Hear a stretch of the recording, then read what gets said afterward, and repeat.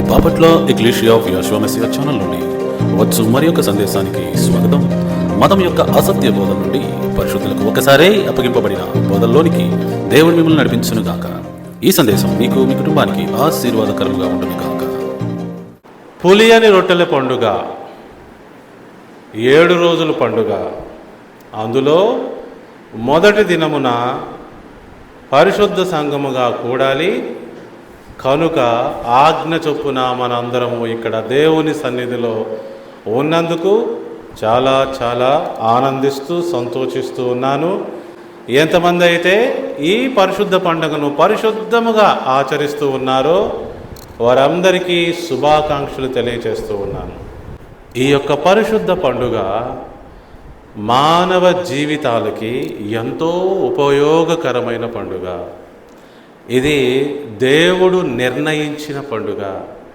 నాకు చాలా ఆశ్చర్యం వేస్తుంది, ఈ ప్రపంచంలో ఎంతమంది ఎంత చీకటిలో ఉన్నారు.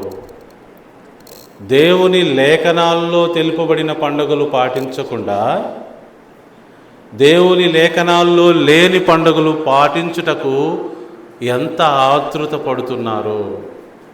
వారు ఇంత మోసంలోకి ఎలా వెళ్ళిపోయారు, ఇంత చీకటిలోకి ఎలా వెళ్ళిపోయారని చూస్తే నిజముగా అపవాది యొక్క బలమేంటో మనం గ్రహించవచ్చు. వాడు మోసము చేయు శక్తి ఏంటో మనం గమనించవచ్చు. ఎవరైతే సత్యమునకు తావివ్వకుండా కేవలం ఆర్భాటాలకే తావిస్తున్నారో, ఈ లోకములో కేవలం సర్వైవ్ అవటానికి బతకడానికి మాత్రమే ఆలోచిస్తున్నారో వారికి దేవుని సత్యము అర్థం కాదు. ఈ రోజున ఎంతమంది నిజంగా కళ్ళు తెరుస్తున్నారు తెలుసా? నేను ఉదయం చాలామందితో మాట్లాడాను. నేను ఒక్క పోస్ట్ పెడితే 25,000 మంది చూశారు. 2 రోజుల్లో 25,000 మంది. వారందరూ క్రైస్తవులే. వారందరికి ఒకటే ప్రశ్న, ఏంటి గుడ్ ఫ్రైడే లేదా బైబిల్లో? ఏంటి ఈస్టర్ లేదా బైబిల్లో? యేసు ప్రభువారు తిరిగి లేచింది ఆదివారం కాదా? మరి బైబిల్లో ఇదో చెప్పబడలేదా? మరి మాకేంటి ఇన్ని సంవత్సరాలుగా ఎలా చెప్పారు అని ఆశ్చర్యచకితులవుతున్నారు. నిజముగా ఈ వారంలో 2 విశ్రాంతి దినములు ఉంటాయన్న సంగతి చాలామందికి తెలియదండి. ఈ వారంలో 2 విశ్రాంతి దినములు వస్తాయి. విశ్రాంతి దినముకు ముందు సిద్ధపరచు దినం ఉంటుంది. ఆ సిద్ధపరచు దినము రోజున ఆయన మరణించాడు అనుకొని కన్క్లూడ్ చేసుకొని అది శుక్రవారం అయి ఉంటుంది, తర్వాత శనివారం అయి ఉంటుంది అని కంక్లూడ్ చేసుకున్న వాళ్ళు చాలామంది.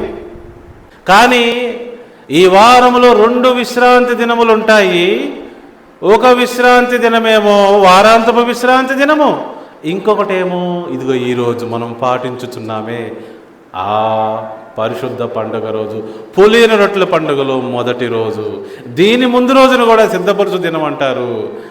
ఆ విషయాన్ని అర్థం చేసుకోలేని వారు, దేవుని పండుగల యొక్క జ్ఞానము లేని వారు మోసపోయి గుడ్ ఫ్రైడే మరియు ఈస్టర్ అనే వేరే పేర్లు పెట్టుకొని బైబిల్లో లేని పండుగలు కాబట్టి పాటిస్తూ ఉన్నారు. ఈ రోజున వారు తెలుసుకుంటుంటే వారి మనసుల్లో నిజంగా భయం వేస్తుంది. వాళ్ళకి ఇది నిజమే కదా, ఇది నిజమే కదా, ఇది నిజమే కదా, ఏం చేయాలి మేము ఇప్పుడు అనుకుంటున్నారు వాళ్ళు. వారి జీవితంలో భయం వేస్తుంది. మన ఎంత అదృష్టవంతులో తెలుసా మీకు? దేవుని పండుగలు పాటించగలిగే కెపాసిటీ, ఆ అదృష్టం మనకు వచ్చింది. మనం అబద్ధంలో లేము, మనము సత్యములో ఉన్నాము. ఈరోజు పులియని రొట్టెల పండుగ మొదటి రోజు అంటే ఎస్టర్డే సన్సెట్తోనే స్టార్ట్ అయ్యింది. ఎంతమందికి అర్థమవుతుంది నేను చెప్పేది? సో కాబట్టి మనందరము ఉత్సహించి సంతోషించి ముందుకు వెళ్ళాలి, ఆనందంతో గంతులు వేయాలి. ఈ పండుగను ఆచరించటానికి ఎంత జ్ఞానం కావాలి. ఇంకొక విషయం చెప్పాలంటే, యాక్చువల్గా ఈ పండుగని ప్రతి సంవత్సరం పాటించుతున్న వారికి తెలుసు ఈ పండుగ పాటించడం ఎంత కష్టమో. ఎంత సులభం కాదు కదండి ఈ పండుగను పాటించడం, చాలా టఫ్. మళ్ళీ పులిసినది ఏది తినకుండా వారం రోజులు మరి పండగను ఆచరించాలంటే చాలా టఫ్ చాలా మందికి. మనందరము ఈ విషయాన్ని గమనించుకోవాలి.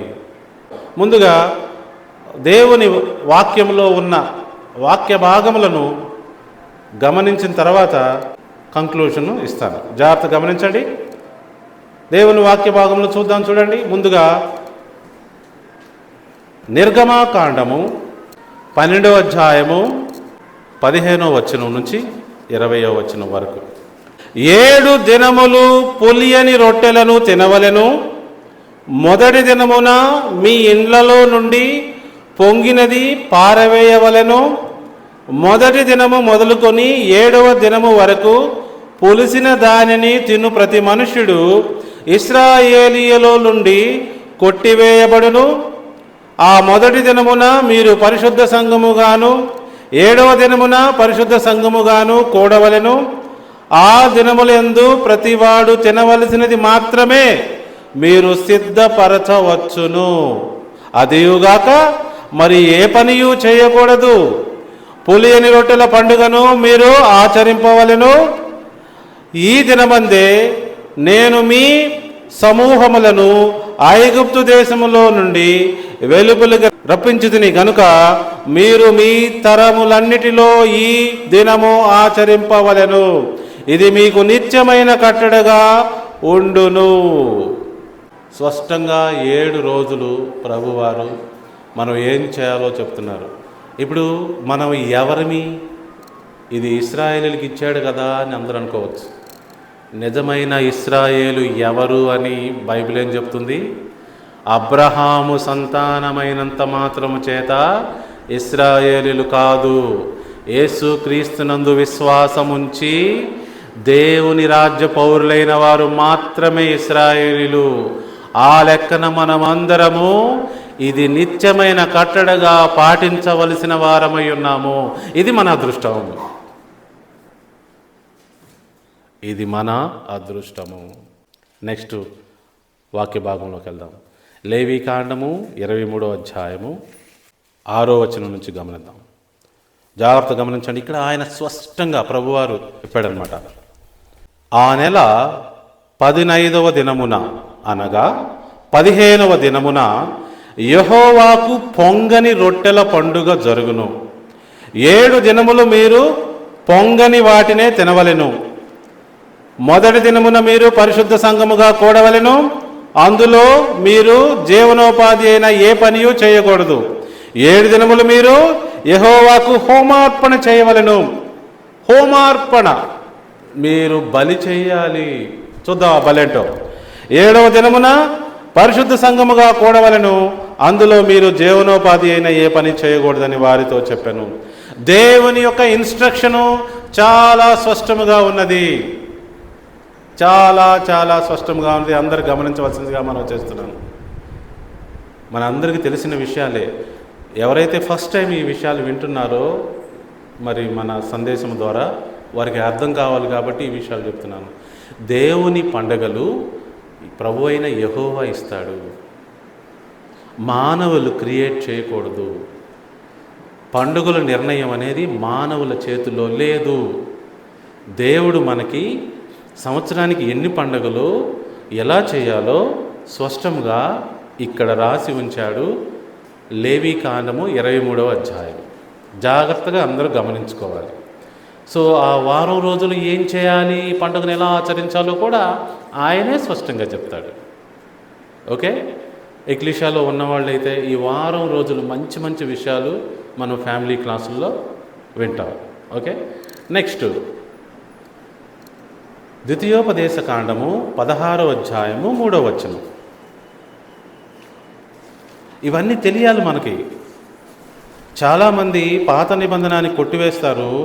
పాత నిబంధన కొత్త నిబంధన పైనే చేయబడింది. ఇశ్రాయేలులతోనే కొత్త నిబంధన చేయబడింది. ఈ ధర్మశాస్త్ర విధులు, ఈ పండగ విధులు అన్నీ ఇశ్రాయేలీల యొక్క హృదయం మీద రాస్తానన్నాడు ప్రభువారు. మనము కూడా ఆత్మ సంబంధమైన ఇశ్రాయేలుగా బాప్తీసం తీసుకున్నప్పుడు తయారవుతున్నాము, మారిపోతున్నాము. గమనించండి, పస్కా పండుగలో పొంగినదేదైనను తినకూడదు. నీవు త్వరపడి ఐగుప్తు దేశం నుండి వచ్చితివి కదా, నీవు ఐగుప్తు దేశం నుండి వచ్చిన దినమును నీ జీవితం అంతటిలో జ్ఞాపకమును చేసుకున్నట్లు బాధను స్మరణకు తెచ్చు పొంగని ఆహారమును 7 దినములు తినవలెను. చూసారండి, పొంగని ఆహారమును 7 దినాలు తినాలి. దేవుడు మనలందరినీ జ్ఞాపకం చేసుకోమంటున్నాడు. ఐగుప్తు బానిసత్వాన్ని ఇండైరెక్ట్గా వాళ్ళందరూ మన పితరులే. మన పితరులు అనుభవించిన బాధని మనం స్మరణకు తెచ్చుకోవాలి. ఎందుకని? ఇప్పుడు అద్భుతంగా జీవిస్తున్నాం కాబట్టి. మరియు నీవు మొదటి తేదీ సాయంకాలమున వధించిన దాని మాంసములో కొంచెమైనను ఉదయం వరకు మిగలకూడదు. నీ దేవుడైన యెహోవా నీకు అంటే ఏంటి? ఇప్పుడు వండింది ఇప్పుడే తినేయమంటున్నాడు. ఎందుకని? రేపు పొద్దున కల్లా ఏమవుతుంది ఆ మాంసము? చెప్పండి ఎవరైనా. ఇప్పుడు సాయంత్రం వండారు, ఉదయానికల్లా ఏమవుతుంది? పాడవుతుంది, సర్దిపడిపోతుంది.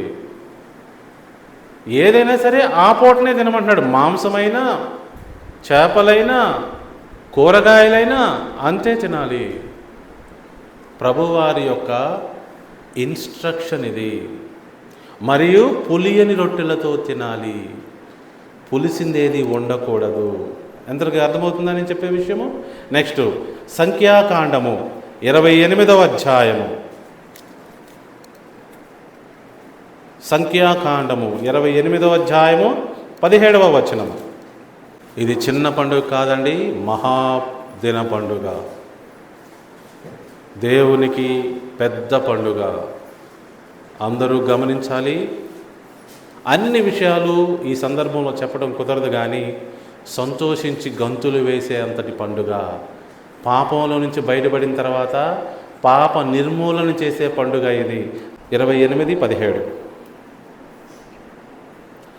ఆ నెల 15వ దినము పండుగ జరుగును. 7 దినములు పొంగని భక్ష్యములనే తినవలెను. మొదటి దినమున పరిశుద్ధ సంఘముగా కూడవలెను. అందులో మీరు జీవనోపాధి అయిన పనులేమీ చేయకూడదు. అయితే యెహోవాకు దహన బలిగా మీరు 2 కోడె దూడలను, 1 పొట్టేలను, ఏడాదివగు 7 మగ పిల్లలను అర్పించవలెను. అవి మీకు కలిగిన వాటిలో నిర్దోషమైనవిగా ఉండవలెను. చూడండి, ఇక్కడ ప్రొసీజర్ ఇచ్చారండి. మీరు ప్రభువుకి ఏమి అర్పించాలి, ఎంత మీరు తీసుకురావాలి, ఎలాంటి మాంసము అర్పించాలి, ఇవన్నీ అక్కడ ఉన్నదన్నమాట. అవి ఎందుకు చేయాలి చెప్పండి? చాలామందికి ప్రశ్న అనమాట. అంటే ఆ పండుగలో మనం బలులు అర్పణ చేయాలా అంటే కామెడీగా అడుగుతారన్నమాట చాలామంది. ఏమండి, వారికి అర్థం కాని విషయాన్ని మనకు కూడా అర్థం కాదనుకొని, మనం చేసేది చాలా తేలిగ్గా ఉందనుకొని వాళ్ళు కామెడీగా అడుగుతారనమాట. మనం సీరియస్గా చెప్పాలి వాళ్ళకి. అప్పుడు జాగ్రత్త గమనించండి. దేవుడు చెప్పిన ఈ బలులు అర్పణలు నిన్ను పరిశుద్ధముగా చేసేవి, నువ్వు పరిశుద్ధముగా తినగలిగే తట్లు చేసేవి. ఇప్పుడు ఈ బలులు అర్పణలు మాత్రమే ఆపేయాలి. ఎందుకో తెలుసా? నిన్ను పరిశుద్ధంగా చేసేది ఇప్పుడు ఈ బలులు అర్పణలు కాదు. ఇలాంటి నియమంలో వచ్చిన యేసు ప్రభువారు, ఆయన మన కోసం బలి అర్పణగా అర్పించబడి పెద్ద బలి అనమాట. ఇంకా అన్ని చిన్న బలులన్నీ క్యాన్సిల్.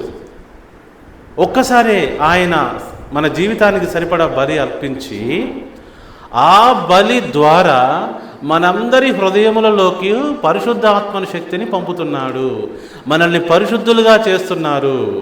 ఈ పండుగలో పరిశుద్ధమైన తినాలి, పరిశుద్ధంగా జీవించాలి, పరిశుద్ధంగా మరి బిహేవ్ చేయాలి. దానికి సంబంధించిన కార్యక్రమం ఆల్రెడీ యేసు ప్రభువారు చేశారు. ఇప్పుడు పరిశుద్ధులం కనుక ఆ పండుగను మాత్రం చక్కగా ఈ యొక్క యాక్టివిటీ తీసేసి మాత్రం చేస్తే సరిపోతుంది. అదైనా ఒకటే, ఇదైనా ఒకటే. యేసు ప్రభువారు బలియాగం చేసిన దాన్ని మీరు అంగీకరించినా ఒకటే, లేకపోతే ఇక్కడ ప్రభువారు చెప్పిన ఇన్స్ట్రక్షన్స్ ప్రకారం ఆ కోడెలను తీసుకొచ్చి బలి ఇచ్చి ఆ యొక్క గోధుమలు తీసుకొచ్చి అట్లా చేసి మరి కార్యక్రమాలు యాక్టివిటీస్ చేసినా ఒకటే. మళ్ళీ ఒకటే అని ఎందుకంటున్నాను? 2 పరిశుద్ధతనే కలుగు చేస్తున్నాయి మనకి ఈ పండుగలో. కానీ యేసు ప్రభువారిది ఉన్నతమైన బలియాగం. దీంతో కంపేర్ చేసుకుంటే అదే ఉన్నతమైన బలియాగం. ఏమండి? సో కాబట్టి మేలైనదే మనకి దేవుడు ఇచ్చిండగా ఇంకా చిన్న వాటిని మనము పక్కన పెట్టవచ్చు.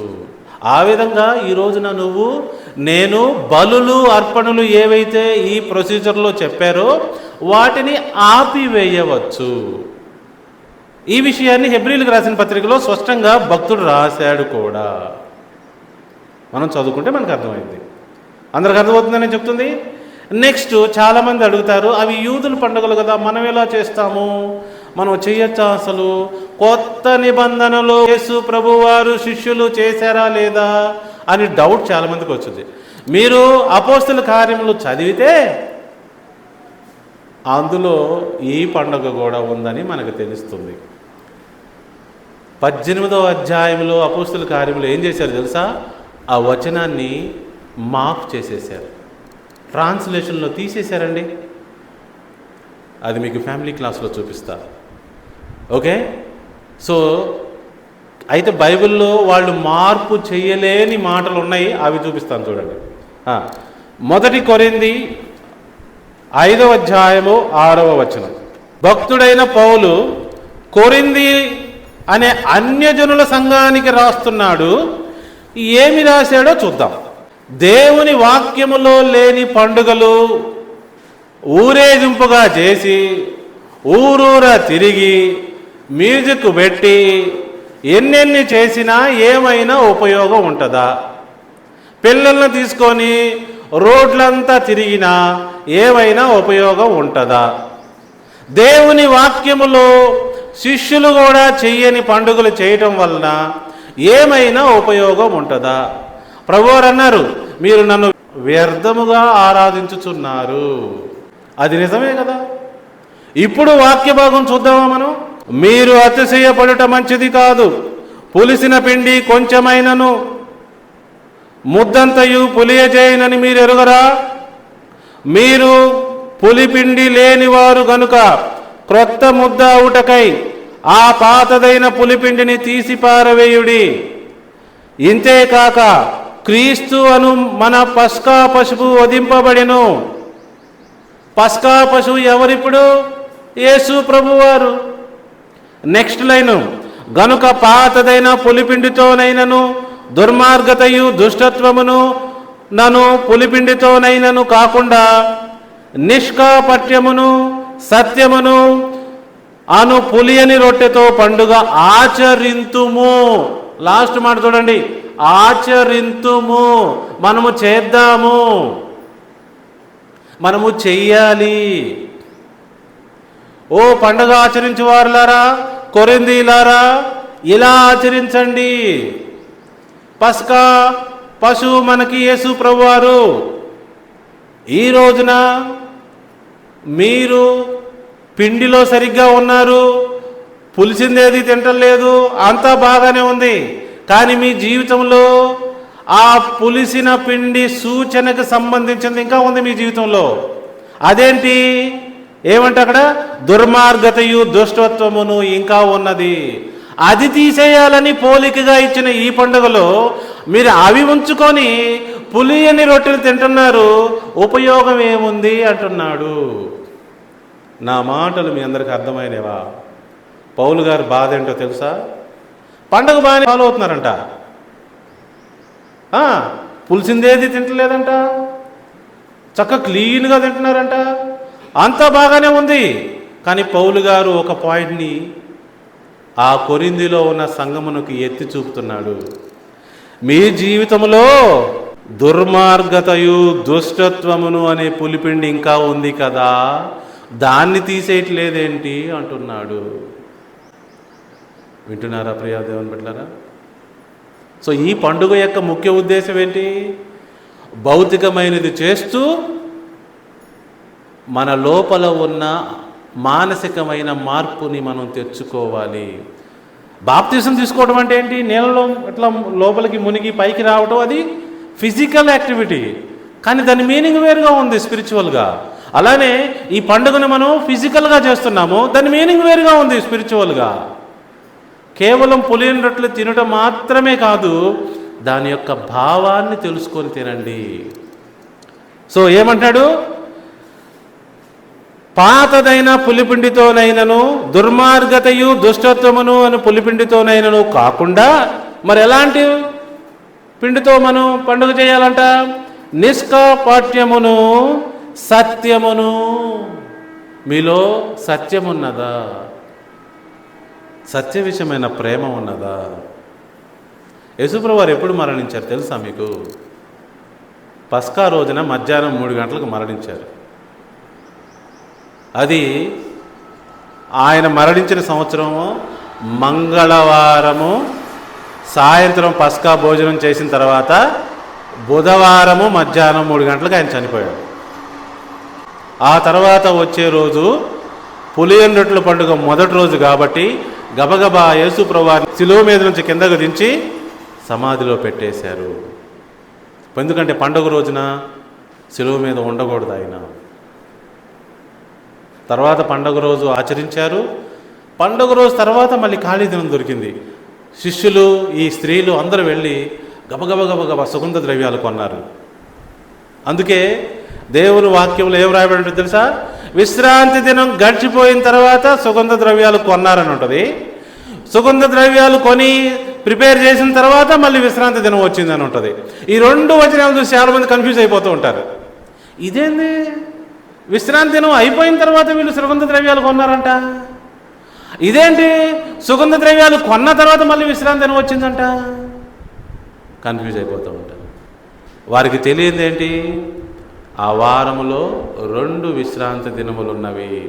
ఒకటేమో పండుగ విశ్రాంతి దినము, రెండోదేమో వారాంతపు విశ్రాంతి దినము. కాబట్టి కన్ఫ్యూజ్ అయిపోయి వాళ్ళకి ఏం అర్థం కాక ఏదో అపవాది మాయలో ఉన్న ఈ యొక్క మతం యొక్క పండుగల్లో మునిగిపోయారు జ్ఞానము లేకుండా. ఈ రోజున అందరూ గమనించాలి. ప్రభువారు ఏమంటున్నారు పౌలు భక్తుడి ద్వారా? ఏమంటున్నాడు ప్రభువారు? ఏమంటున్నాడు పౌలు భక్తుడి ద్వారా? మీరు పండగని ఆచరించండి. ఆచరించొద్దంటలా, ఆచరించండి. ఇలా ఆచరించండి అంటే దాని ఉద్దేశం పండగ ఆచరించాలా వద్దా? నా ఫ్రెండ్ ఒకడు ఫోన్ చేసి అడిగాడు, మీకు ఆ మహాశ్రమ దినకాలము మీరు పారిపోవట చలికాలమందైనను విశ్రాంతి దినమందైనను జరగకుండా చూసుకోండి అని రాయబడి ఉంది వాక్యంలో. అక్కడ ఆగిపోయాడంట మా ఫ్రెండ్. విశ్రాంతి దినమందు కూడా ఆ మహాశ్రమ, ఆ పారిపోవట రాకుండా చూసుకోమంటున్నాడంటే అప్పటికి కూడా ఇంకా విశ్రాంతి దినం ఉంటుందిగా? ఉండట్టే కదా, లేకపోతే భక్తుడు ఎందుకు రాస్తాడు? మీరు ఆ మహాశ్రమల కాలంలో పారిపోవట, అది విశ్రాంతి దినం రాకుండా చూసుకోండి, దానికోసం ప్రార్థన చేయండి అన్నాడు యేసుప్రభువు వారు. అంటే దాని అర్థం ఏంటి? ఆ ఫ్యూచర్లో రాబోతున్న ఆ ఈవెంట్ విశ్రాంతి దినాన్ని ఫాలో అవుతున్న విశ్వాసులు ఉన్నట్టే కదా. అక్కడ బ్రేక్ ఆగిపోయాడు అనమాట. నేను అన్నాను, మరి మీ పాస్టర్ని అడుగు అన్నాను. మా పాస్టర్ దీన్ని దాటి వేశాడని చెప్తున్నాడు. దాటి వేయాలి మరి. ఎందుకని? అది సత్యము, దానికి నిలబడలేరు. సత్యం ముందు ఎవ్వరూ నిలబడలేరు. సత్యము మారనిది. ఎంతమందికి అర్థమవుతుంది? సో కాబట్టి ఈ విధంగా మనందరము పండుగ పాటించాలి. పులిసినది అంటే పాపముతో సూచన అండి. మత్తయి సువార్త 16వ అధ్యాయం 6వ వచనం. ఇక్కడ కూడా కొంతమందిని ప్రభువారు పులిసిన దాంతో కంపేర్ చేస్తున్నారు చూడండి. ఆయన శిష్యులు అద్దరికి వచ్చి రొట్టెలు తెచ్చుటకు మరిచిరి. అప్పుడు యేసు, చూచుకొనడి, పరిసయ్యులు సద్దుకయ్యులు అనువారి పులిసిన పిండిని గూర్చి జాగ్రత్త పడుడని చెప్పాను. అయినా వాళ్ళకి ఆ రోజున ఆ స్టేట్మెంట్ కూడా అర్థం కాల. ఈ రోజున స్టేట్మెంట్ ఏంటి? పులిసిన పిండి అనే శాస్త్రులు పరిసయ్యులు ఉన్నారు, జాగ్రత్త పడండి అంటున్నాడు. పులిసినది దేంతో సమానం? పాపముతో సమానం. జాగ్రత్తగా మనందరము ఈ విషయంలో అవేర్గా ఉండాలి, మెలకువగా ఉండాలి, మెలకువగా ఉండాలి. సో పులియని రొట్టెల పండుగలో పులిసినది ఏది తినకూడదు. ఏంటి ఆ పులిసినది అంటే అర్థము?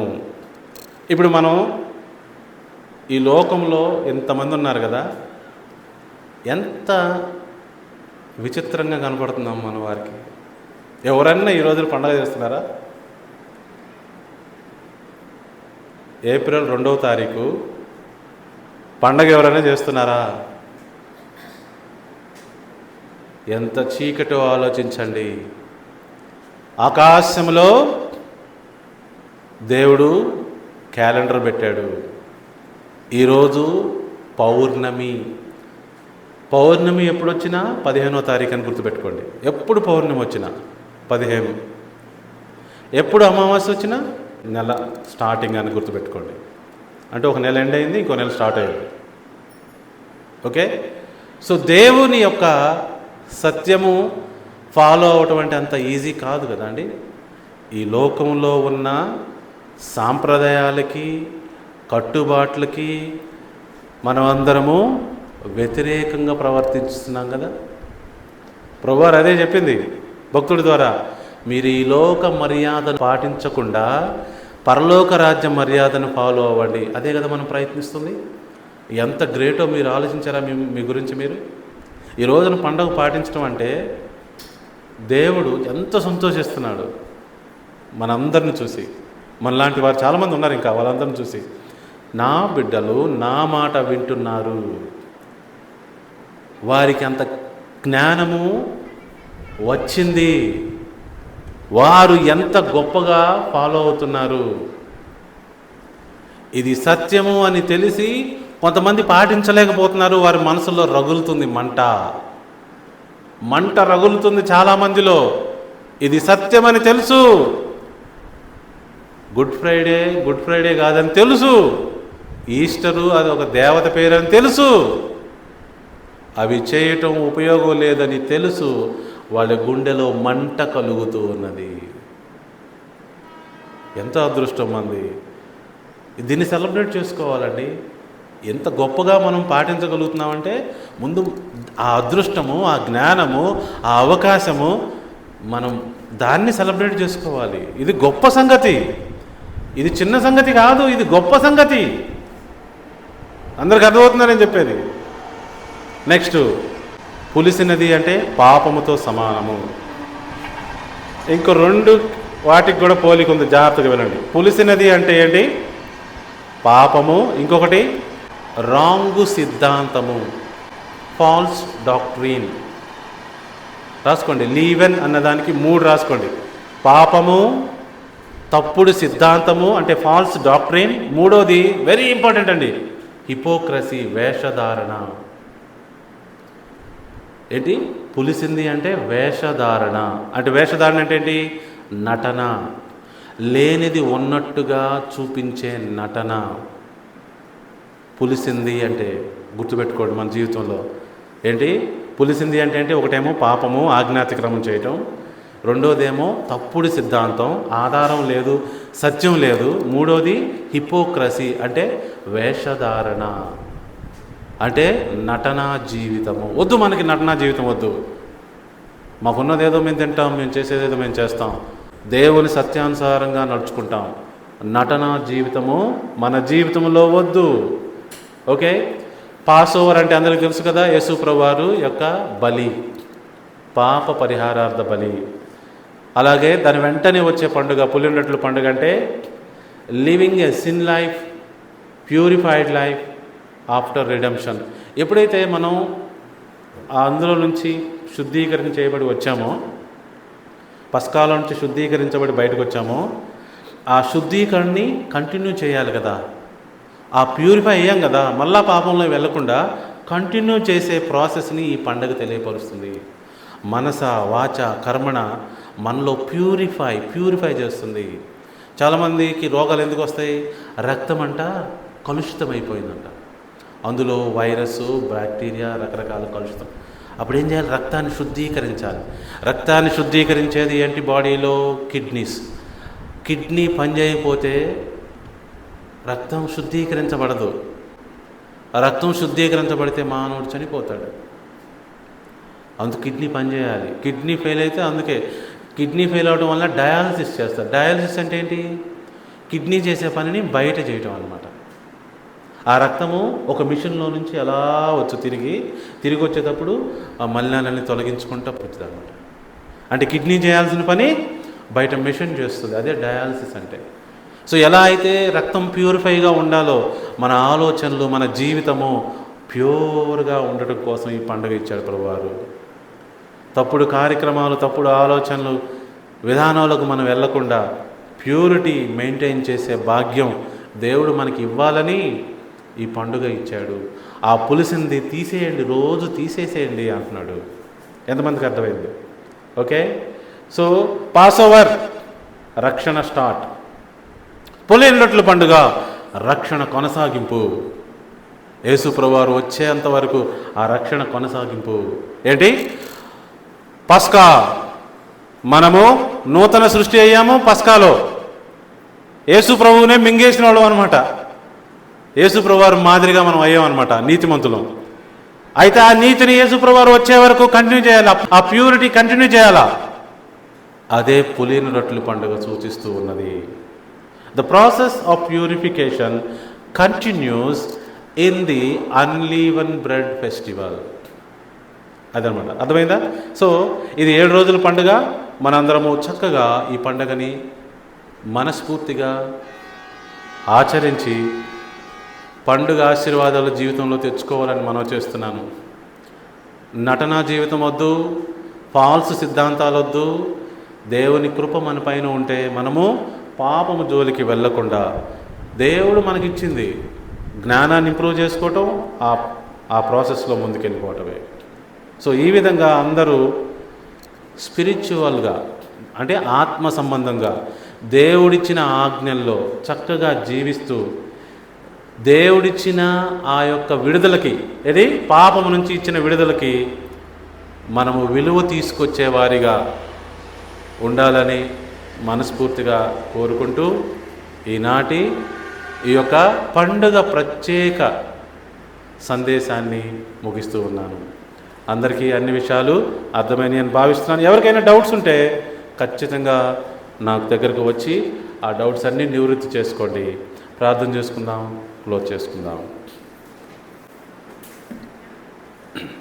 ప్రార్థన. పరలోకమందున్న మా ప్రియ తండ్రి, నీ పరిశుద్ధ నామానికి వందనాలు ప్రభువా, స్తోత్రాలు. తండ్రి, నీ చిత్త ప్రకారం నీ పరిశుద్ధ పండుగల యొక్క జ్ఞానం మాకు అనుగ్రహించారు. మొదటి పండుగ అయిన పస్కాలో నుంచి మమ్మల్ని తీసుకొచ్చారు. పాపము నుంచి విడుదల చేశారు. పాప పరిహారార్థ బలి చేశారు. యేసు ప్రభువారి ద్వారా ఆ పస్కా పశువు మా కోసం వధింపబడింది. ఇప్పుడు పులియని రొట్టెల పండుగలో ఉన్నాము. పాపం మా జీవితంలోంచి క్రమక్రమంగా తీసివేసుకుంటూ ఆ నీతిలో కొనసాగుటకు నీ కృప అనుగ్రహించండి ప్రభువా. ఈ పండుగల యొక్క జ్ఞానం మాకు అనుగ్రహించి దీన్ని పాటించగలిగే స్తోమత మాకు అనుగ్రహించినందుకు వందనములు, స్తోత్రములు చెల్లిస్తున్నాం ప్రభువా. కేవలం లేఖనములో ఉన్న పండుగలు ఎలా ఆచరించాలో, ఎలా చేయాలో ఆ విధానాన్ని మాకు నేర్పుతున్నందుకు వందనాలు ప్రభువా, స్తోత్రాలు. జీవాధిపతి, జీవం కలిగిన తండ్రి, ఆశ్చర్యకరుడా, ఎందరైతే ఈ పరిశుద్ధ పండుగలు ఆచరించుచున్నారు వారికి కావాల్సిన ఆశీర్వాదములన్నీ, పండగ దీవెనలన్నీ కుమ్మరించండి ప్రభా. నీ చిత్తములో మెలకువగా ఉండి ఈ లోకంలో మీరు వచ్చే వరకు ఆ నీతిని కొనసాగించగలిగే భాగ్యం అందరికీ అనుగ్రహించవలసిందిగా మనవి చేస్తూ ఉన్నాం. ఎందరైతే ఈ జ్ఞానం లేక ఇంకా మతపు పండుగల్లో ఉన్నారు వారిని క్షమించండి ప్రభా. వారికి జ్ఞానం అనుగ్రహించండి. వారు కూడా నీ మార్గం వైపు తిరిగి పరిశుద్ధులు, నీతిమంతులుగా మార్చబడి అద్భుతమైన జీవితాన్ని పొందుకునే విధంగా ఆశీర్వదించమని కోరుతున్నాం ప్రభా. దీవించమని కోరుతున్నాం తండ్రి. అందరూ అంతటా మారు మనసు పొంది నీ మార్గంలో వర్ధిల్లే భాగ్యం అందరికీ అనుగ్రహించమని ప్రార్థిస్తున్నాం ప్రభా. నీ చిత్తంలో మేమందరం ఉన్నందుకు చాలా సంతోషిస్తూ ఉన్నాము. ఈ ఎక్లీషా ద్వారా ఎందరైతే ఈ మెసేజ్లు వింటున్నారు వారందరినీ కూడా దీవించండి, ఆశీర్వదించండి. వారి జ్ఞాననేత్రములను తెరవండి. మా ముందున్న ఈ 7 రోజులు మేము క్రమంగా, మర్యాదగా, చక్కగా నీ యొక్క పండగ ఇన్స్ట్రక్షన్ ప్రకారం అనుసరిస్తూ జీవిస్తూ నీ నామ మహిమార్థమై ముందుకు సాగుటకు మమ్మలను నీ పరిశుద్ధాత్మ శక్తితో నడిపించమని కోరుకుంటూ మా ప్రియుడు రక్షకుడైన యెషువా మెస్సయ నామంలో, అనగా యేసుక్రీస్తు నామంలో అతి వినయముగా వేడుకొని ప్రార్థిస్తూ ఉన్నాము తండ్రి. Amen. Amen. Right. Thank you all for joining today.